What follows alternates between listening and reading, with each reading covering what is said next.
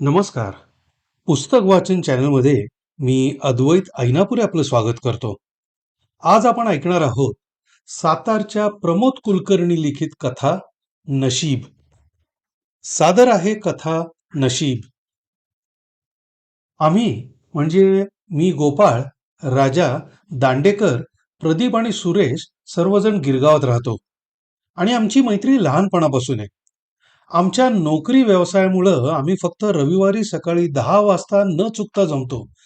सर्व गमती जमती एकमेकांशी शेअर करतो. आमचं हे गिरगावातील इराणी हॉटेल ठरलेलं आहे. आज जरा वेगळ्या कारणासाठी आम्ही एकत्र जमलो होतो. प्रदीप म्हणाला, अरे 2 दिवसांपूर्वी एक मुलगा, एक मुलगी आणि त्यांच्याबरोबर वयस्कर गृहस्थ आमच्या गल्लीत आले. वेळ सकाळी 10:30ची. वयस्कर गृहस्थ बहुतेक या मुलांचे आजोबा असावेत. त्यांनी हार्मोनियम खाली ठेवला आणि त्या मुलाने तो धरला. राजा की आएगी बारात या गाण्याचा सूर वाजू लागला. मुलाचं वय साधारणतः 13-14 वर्षांचं असावं.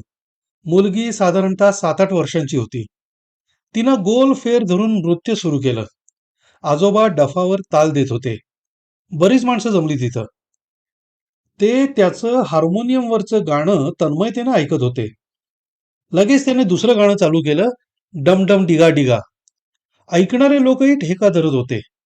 साधारण अर्धा पाऊण तास मी ऐकत होतो. लोकांनी टाकलेले पैसे ती मुलगी गोळा करत होती. मी लगेचच कामावर गेलो. आम्ही सर्वजण शांत बसून ऐकत होतो. सुरेश म्हणाला, आपण त्या मुलाला एका चांगल्या संगीतकाराकडे घेऊन जाऊया, कदाचित त्याचं कल्याण होईल. दांडेकर म्हणाला, एक नवीनच संगीतकार जोडी उदयाला आलीये. त्यांनी तामिळ आणि गुजराती सिनेमांना संगीत दिलंय. आपल्याला भाषा कळत नसली तरी त्यांच्या संगीताप्रमाणे अवीट गोडी आहे. त्यांना आणखी 3-4 चित्रपटांची ऑफर आहे. त्यात एक मराठी चित्रपट सुद्धा आहे.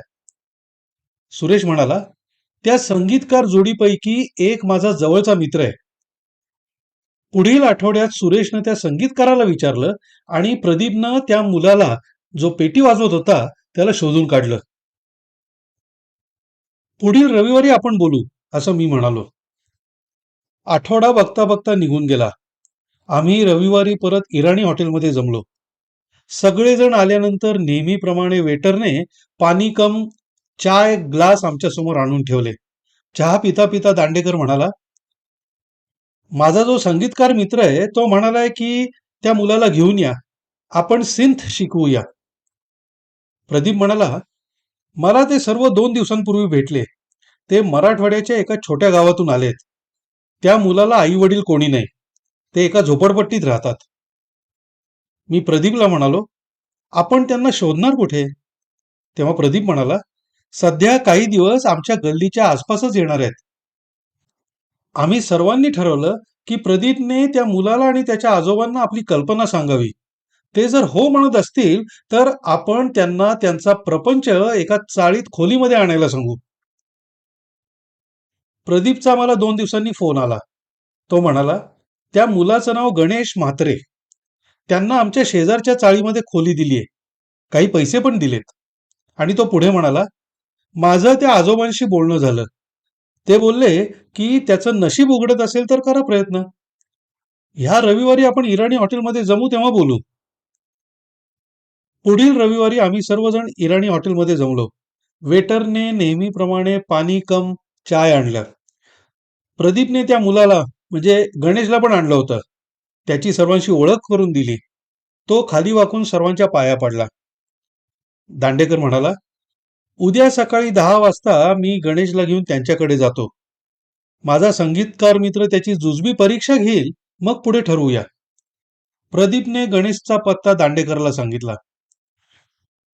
दुसऱ्या दिवशी दांडेकर गणेशला घेऊन संगीतकार मित्र विनय यांच्याकडे घेऊन गेला. गणेशची ओळख करून दिली. विनयनं पेटी पुढे सरकवली आणि सांगितलं, आता वाजव घर आया मेरा परदेसी हे गाणं. गणेशनं पेटीला नमस्कार केला. तो दोघांच्या पाया पडला आणि गाणं वाजवायला सुरुवात केली. त्याची बोटं लीलया स्वरांवर फिरत होती. एवढंच नव्हे तर त्याने गाण्याच्या मधले स्वरही वाजवून दाखवले. व्हेरी गुड, असं विनय म्हणाला आणि त्याला त्याने 100 रुपये बक्षीस दिले. विनयनं त्याला सिंथेसायझर वाजवायला सांगितलं. ते पण त्याने वाजवलं. विनय बोलला, जरा सिंथेसायझरवर काही दिवस प्रॅक्टिस करावी लागेल.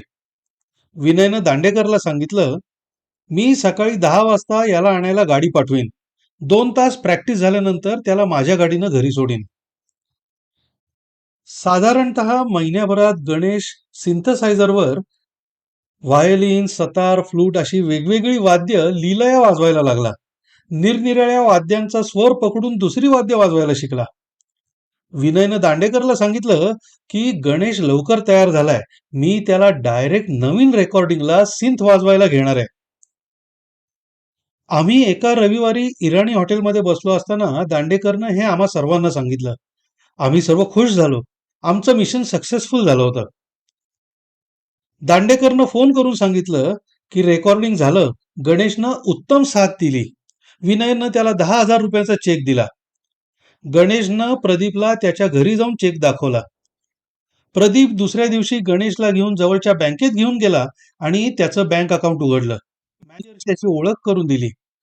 मॅनेजरनं त्याला रिस्पेक्ट दिली. अशा तऱ्हेनं पुढील 8 वर्षात गणेशनं बरीच प्रगती केली.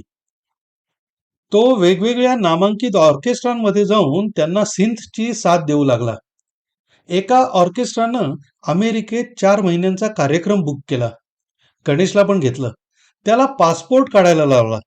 गणेशनं ही बातमी प्रदीपला सांगितली. प्रदीपनं पासपोर्ट काढायला मदत केली. त्याचप्रमाणे नवीन इमारतीत 2 BHK फ्लॅट बुक केला.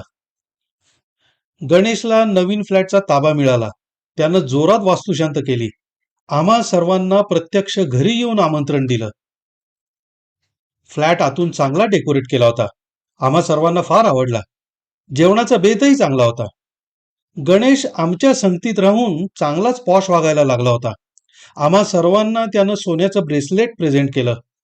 आम्ही 5ही जणांनी 2 बेडरूम मध्ये AC बसवून दिले. शिवाय एक फ्रीज पण दिला. त्याची बहीणही चांगली शिकली. ती ग्रॅज्युएशनच्या शेवटच्या वर्षात होती. गणेशचे कॉन्सर्ट जोरात चालू असतानाच त्याला मी म्हणालो, अरे तुझ्या बहिणीचं लग्नाचं वय झालंय. माझ्याकडे एक स्थळ आहे. तो मला म्हणाला, ठीक आहे, सांगा आपण त्यांच्याकडे कधी जायचं. मी, गणेश आणि त्याची बहीण स्थळाकडे गेलो. मुलाचं नाव सदाशिव शिर्के होतं. तो इंजिनियर होता आणि एका मोठ्या कंपनीत नोकरीला होता. दोघांनीही होकार दिला आणि लग्न धूमधडाक्यात झालं.